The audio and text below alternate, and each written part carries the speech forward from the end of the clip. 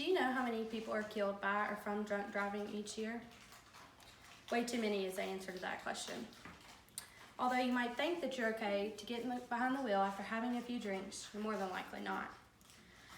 Because someone decided that they were okay after having a few drinks, my life was personally affected. Not too long ago, I had a friend who was involved in a hit-and-run car accident that was caused by a drunk driver that left her family with many medical bills and her a broken leg. As a driver, you really never know if you're on the road with somebody who has had just a few drinks or is who completely drunk.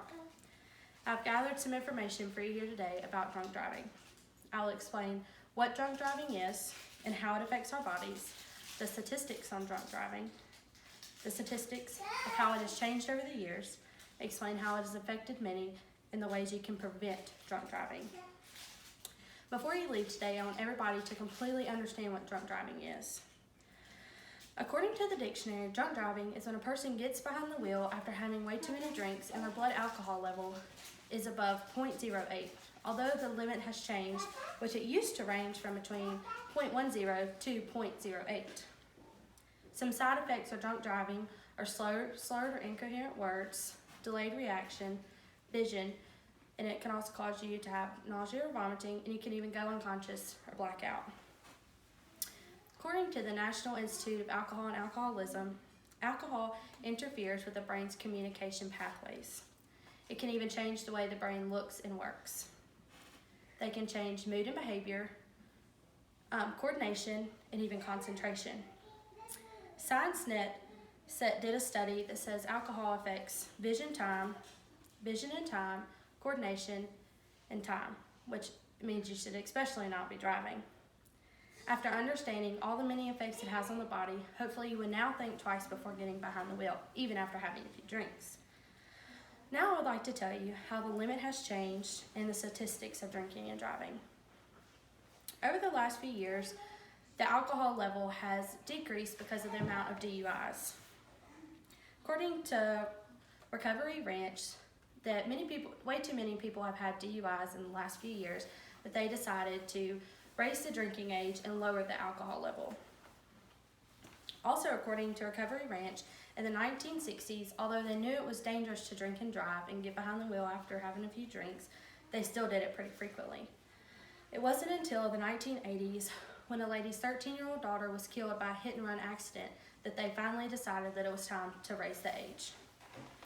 In 2010, almost 10,000 Americans died from drinking and driving accidents. In my eyes, that's way too many when this is something that can be prevented.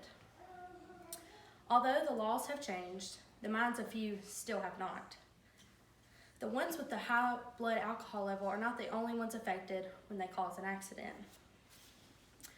Drunk drivers take away the lives of very many when they decide to get behind the wheel after having a few drinks, and even though they think they're okay.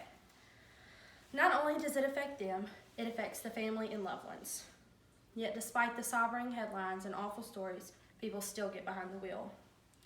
When people are involved as the family and loved ones, they are left with many medical issues and bills.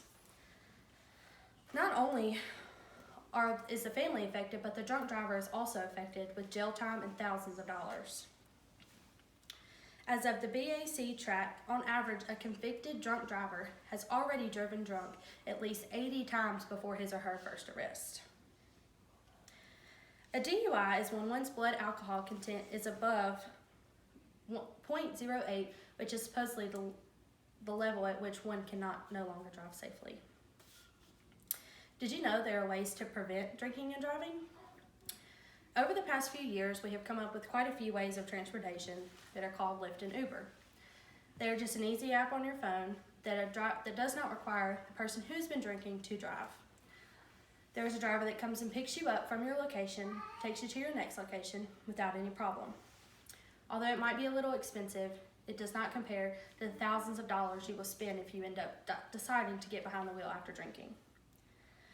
In New York, they even have taxis that can prevent drinking and driving. After hearing the many effects that drinking and driving has on the human body, the statistics of drinking and driving, ways to prevent drinking and driving, I hope that you will now think twice before or after having quite a few drinks and getting behind the wheel. Drinking and driving is an extreme issue in my eyes. I have informed you about the many effects how it affects the body, the statistics, and ways to prevent it. After this speech, I hope you understand the seriousness of drinking and driving, so please don't drink and drive. You could save a life. I want to thank everybody for taking the time out of your day to listen to my speech.